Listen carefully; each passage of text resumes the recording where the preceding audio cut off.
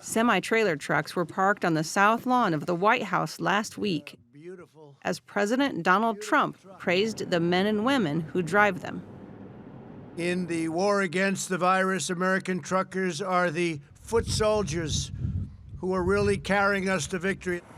To every trucker listening over the radio or behind the wheel, I know I speak for the 330 million plus Americans that we say, thank God for truckers. Long before COVID-19 spurred a greater demand for the rapid delivery of medical and other supplies, the trucking industry was facing a shortage of 60,000 drivers. And while it's too early to be certain how much the pandemic will exacerbate that shortage, the virus has shone a light on the industry's importance. I believe that the COVID-19 pandemic will emphasize the driver shortage and show the world basically how important the truck drivers are to deliver all of the goods. As a truck driver, you're included along with the medical personnel, the fire and the rescue. Maybe not to that level, but it still is an essential job. At the Iowa Central Transportation Technology Center in Fort Dodge, Iowa, the classes where students were being taught to drive the 80,000-pound rigs have been shut down.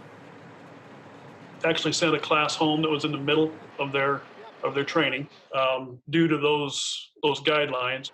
The community college here didn't feel that we could maintain that safe social distancing when we were in the vehicles, especially. In light of the pandemic, the federal government has temporarily revised some trucking industry regulations, such as lifting limits on the hours a driver can spend behind the wheel if they are transporting medical equipment, supplies, or personnel needed to combat COVID-19.